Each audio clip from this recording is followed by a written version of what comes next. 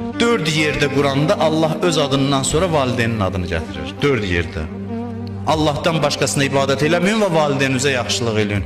Mən gənclərə tövsiyə edirəm, çox diqqətli olun, ata-ana sizdən narazı olmasın. Çox diqqətli olun.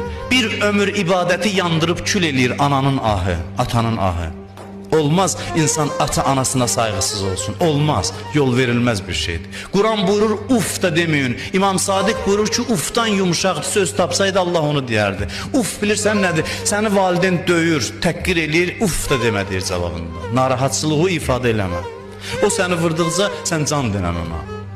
Amma ki bizdə valideyn yazıq heç vurmağa fürsət tapmır. Oğul az qalır valideyni döysün. Adını bəzən din adı qoyur. İslam adı qoyur, 5 gündür namaz qılır, evdə hamı kafirdir. İndi yavaş-yavaş anlat, başa sal, əxlaqınla, davranışınla onları hidayət elə. Ata içki içəndi, qoy içkisin, içsin, amma yavaş-yavaş başa sal, əxlaqınla başa sal, dava ilə başa salma. Bütün elədiyi haqqı danmaqla olmaz. Atanın övlad boynunda haqqı böyüdür, ananın övlad boynunda haqqı böyüdür. Din bu şeylərdən başlanır, sadə münasibətlərdən başlanır.